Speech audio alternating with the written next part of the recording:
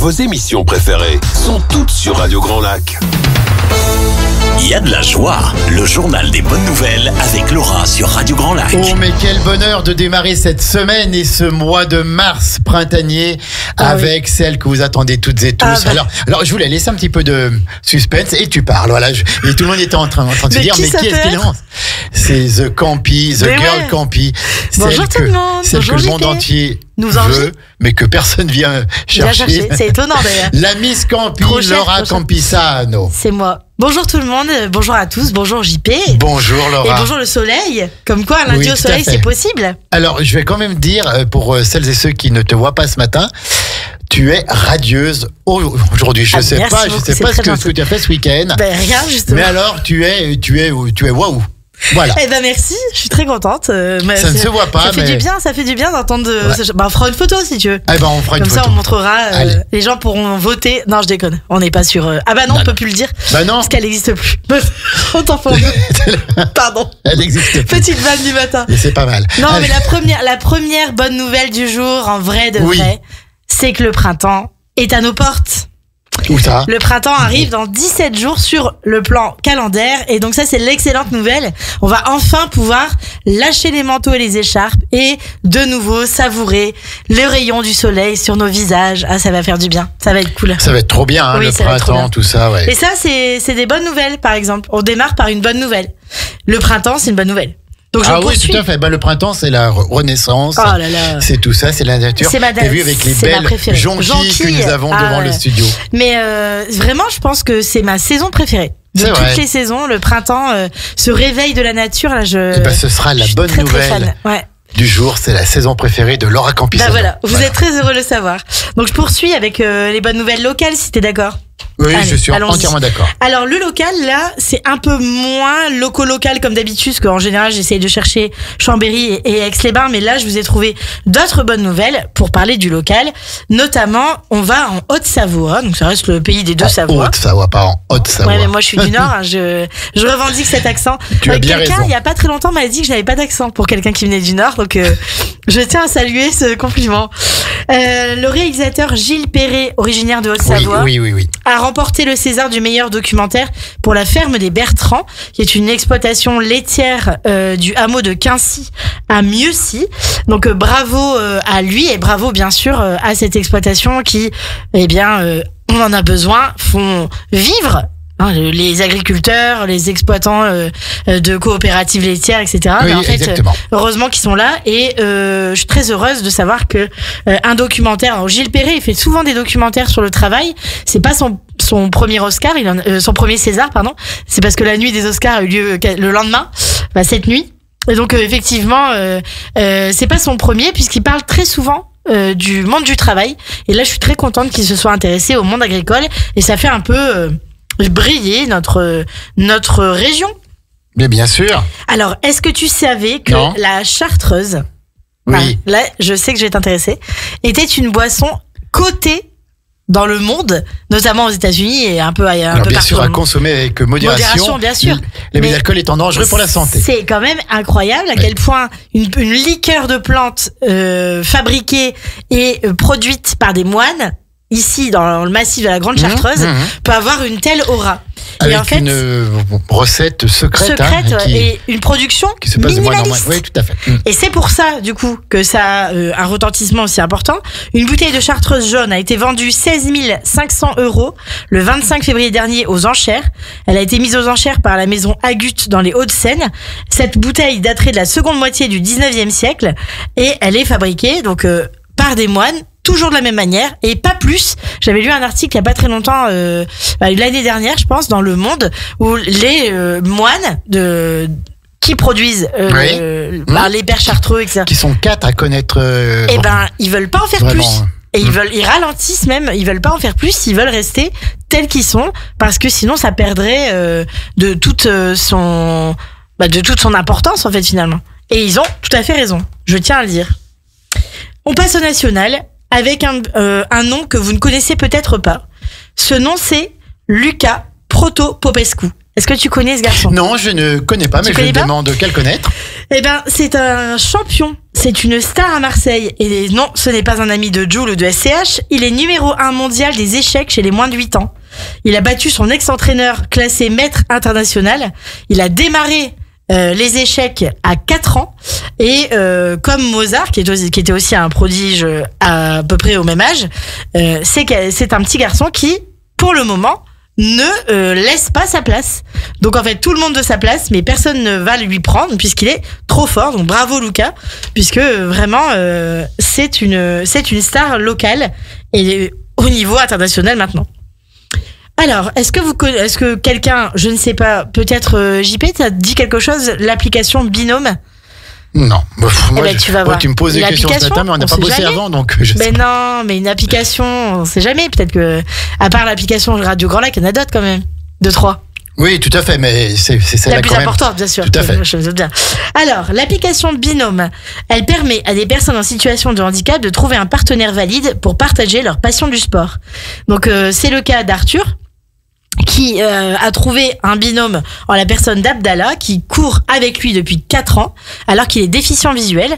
Il court chaque semaine, relié par une cordelette, et avance au même rythme, unis par une complicité incroyable. Et surtout, ça permet à Arthur de continuer à faire du sport, et à Abdallah d'être solidaire avec un compagnon de sport. Donc je trouve que c'est bien comme application, parce que ça permet à des gens peut-être qui ont une difficulté qui a apparu avec le temps, parce que tous les handicaps n'arrivent pas de naissance, de pouvoir poursuivre leurs activités sportives avec quelqu'un d'autre. Donc ça crée du lien, je trouve ça canon.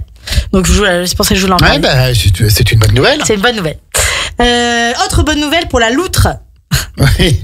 La loutre d'Europe. On passe. Oui, je fais du coq à l'âne, moi. Très souvent. Transition. Oui, moi j'adore. C'est quelque chose. Après 65 ans d'absence, le retour de la loutre d'Europe. C'est quand même une bonne nouvelle. Oui. Alors. Ça me fait penser. Alors, non, mais je te coupe, là, si tu me le permets. C'est que t'es quand même hier l'anniversaire du décès de Jean-Pierre Pernaut, hein.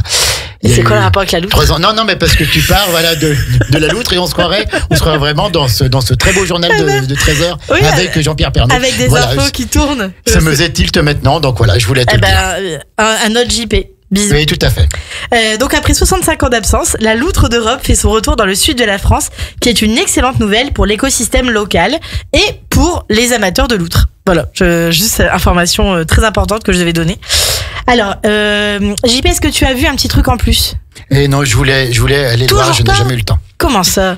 Mais j'ai pas le temps. Mais il est trouvable ailleurs. C'est vrai? Alors, dans ce film, il y a une jeune fille qui s'appelle Mayan, qui est atteinte d'une trisomie 21, certes, mais qui est aussi une petite star montante, puisque en dehors de un petit truc en plus, elle a également participé à pas mal de séries et de longs métrages. Et maintenant, elle est une des candidates de Danse avec les stars depuis quelques semaines. Et donc, elle a poursuivi tous les rêves qu'elle avait quand ses parents ont découvert qu'elle était atteinte d'une trisomie 21. C'était quelques jours après sa naissance.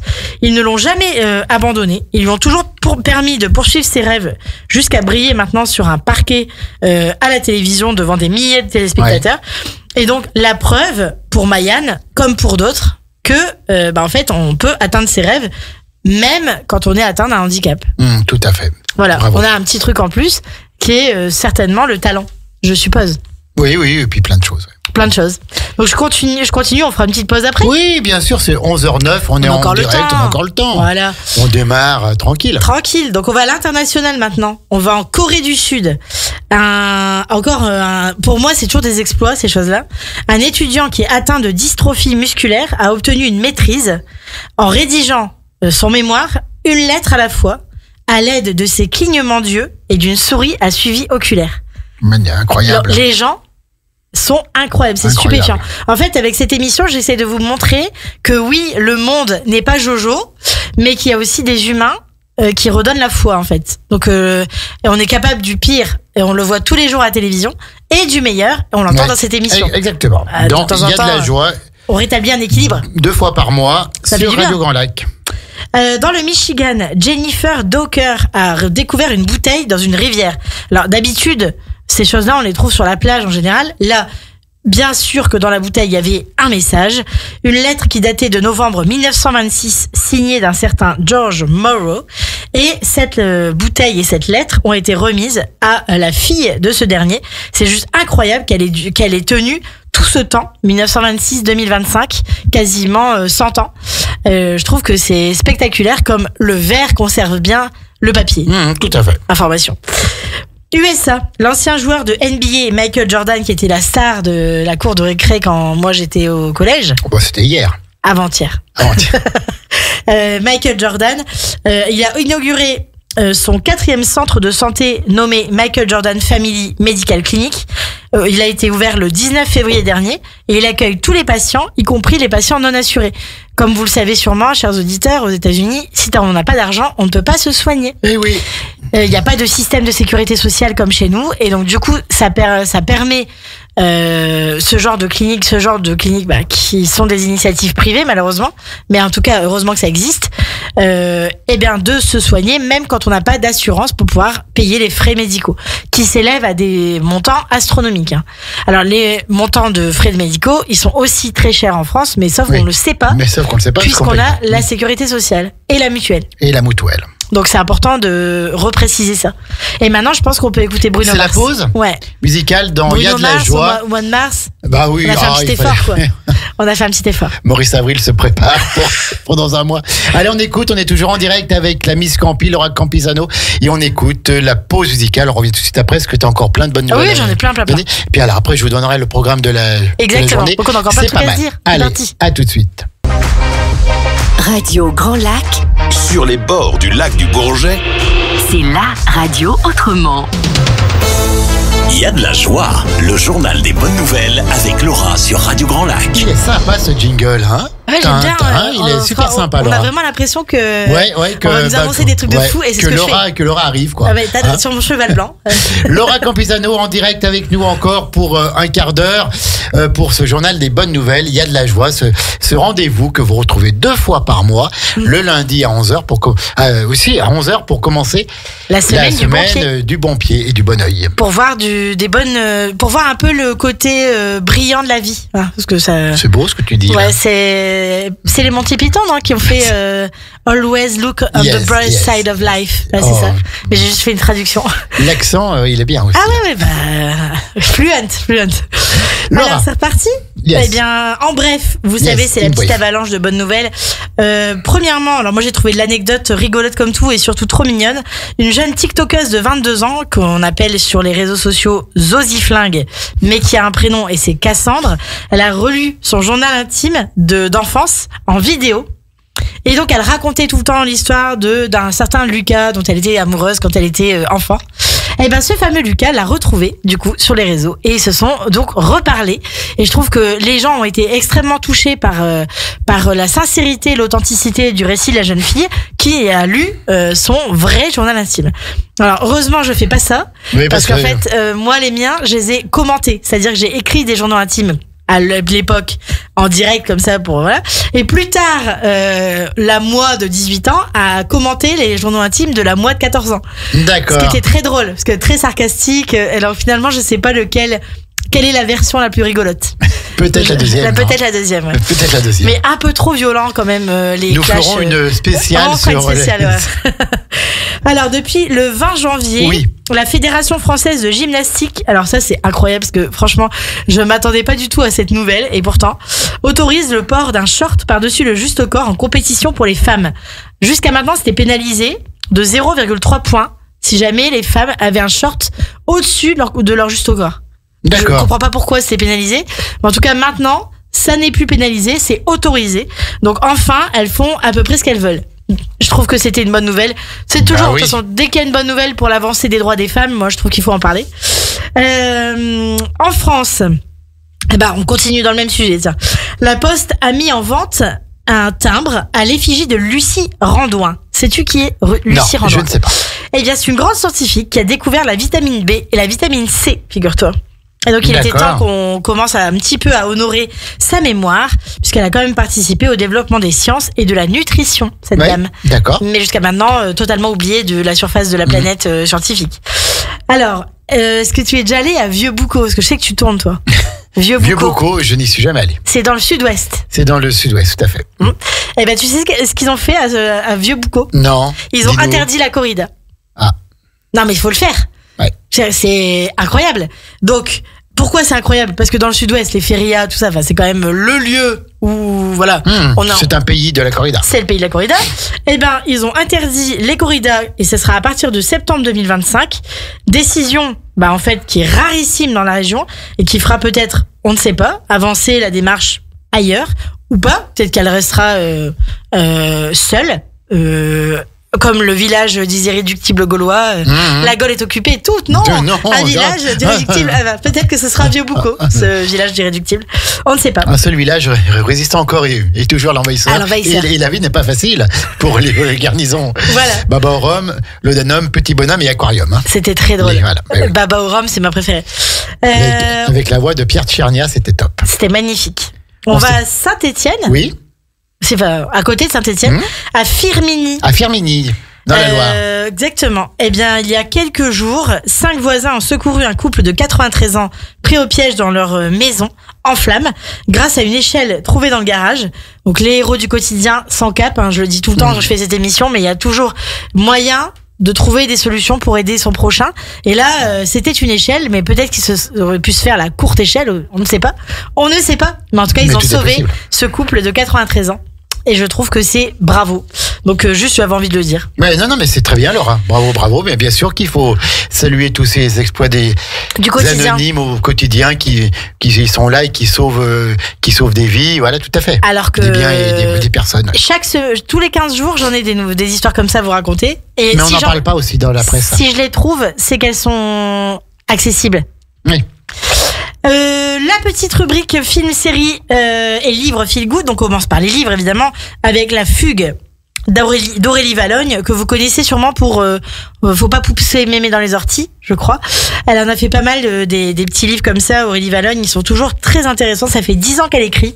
Ils sont toujours frais et pleins de bons sentiments. Là, c'est un hymne à la renaissance et à la sororité.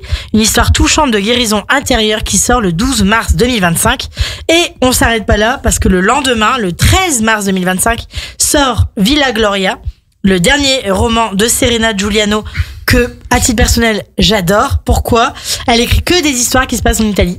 Elle est franco-italienne. Elle écrit que des histoires qui se passent en Italie. Et là, c'est encore une nouvelle histoire inspirante de destin croisé dans le décor de la magnifique région des Pouilles. D'accord, que j'adore. Que tu adores, bien sûr. Alors, c'est pas chez moi, mais c'est pas très loin. Et j'aime beaucoup. Au-dessus. Donc j'ai très très hâte. Pour les films, alors il y en a un qui va beaucoup vous plaire, je pense, c'est 100 millions. Il sort le 26 mars prochain avec Cadmerade et Michel Larocque.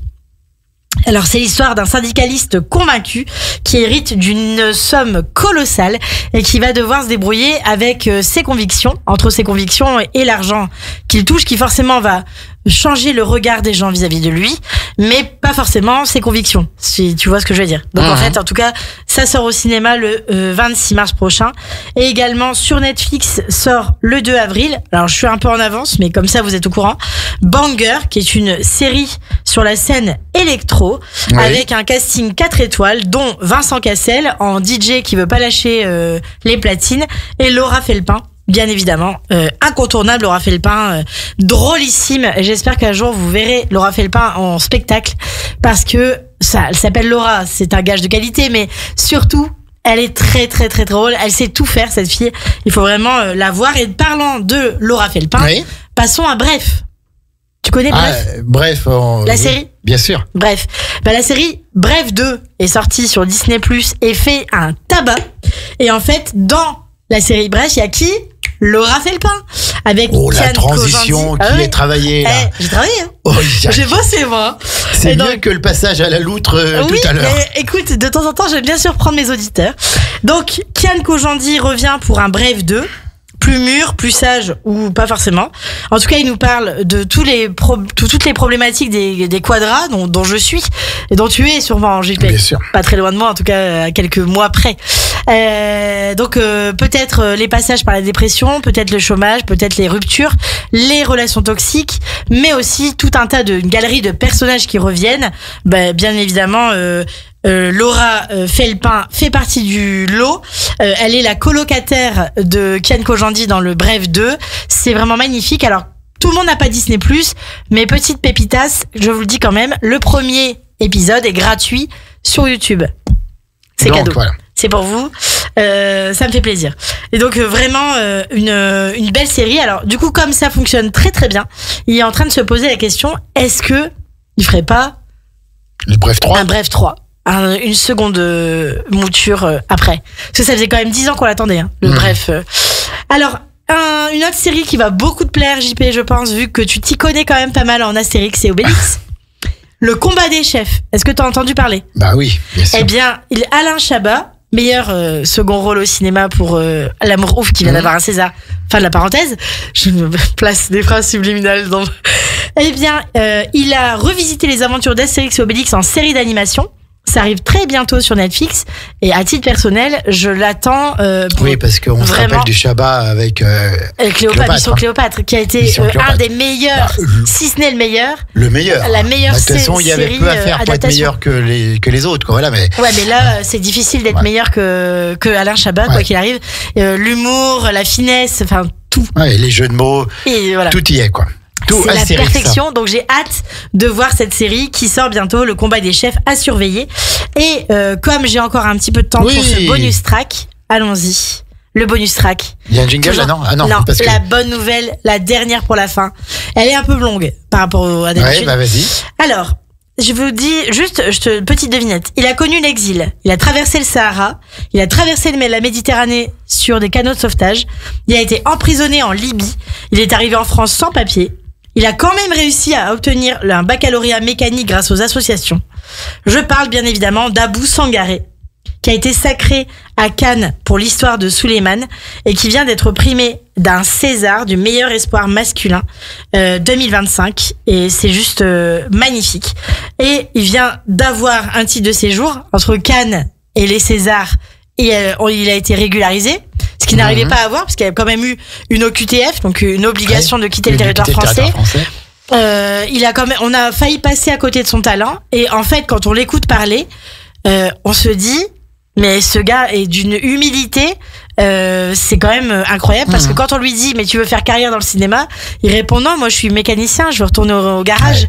Et je trouve que on parle pas assez des gens comme ça. Et il y a aussi l'acteur qui a été primé pour le César du meilleur acteur donc là, il y a 2 jours là, qui pareil, qui a dit bah voilà, on n'a pas l'habitude de primer les gentils. Les gentils ont rarement des prix, et en fait c'est dommage, parce que effectivement des gens avec une telle humilité, des gens qui font pas de bruit, qui font pas parler d'eux, qui sont gentils gratuitement, j'allais dire, c'est quand même ça. Eh bien je trouve que c'est rare et qu'on n'en parle pas assez. Donc de qui je vous parle? De Karim Leclou, qui est un garçon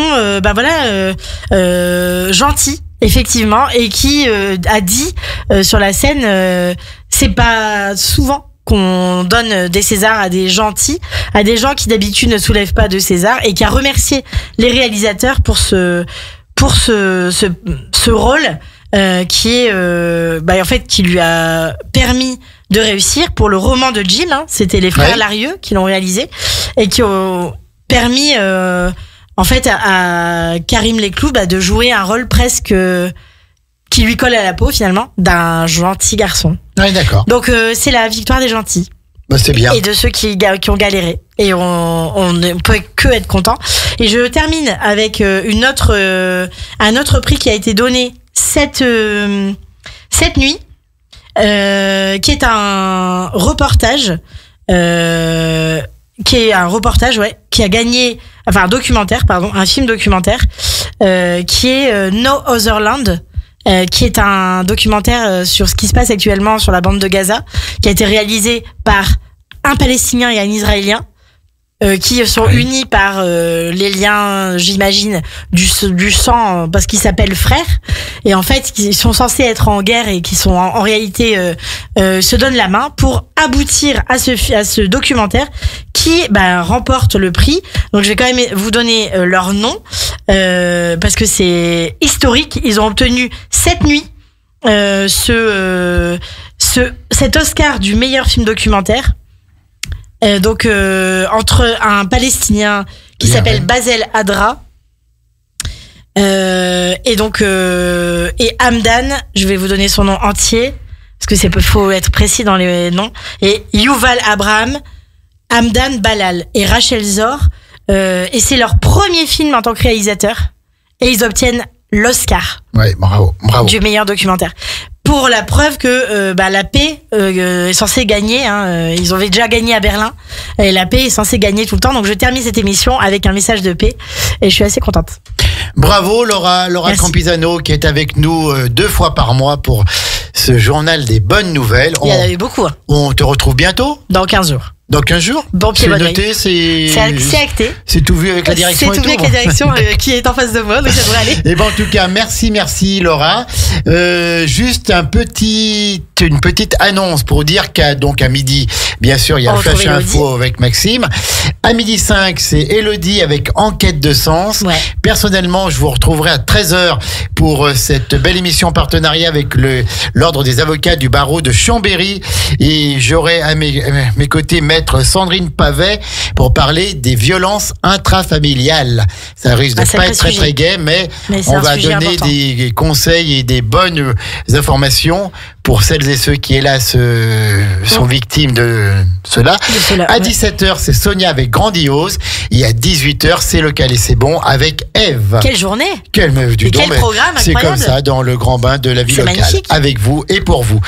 Laura Campisano, on te dit merci bientôt, et on te dit à bientôt. À très vite.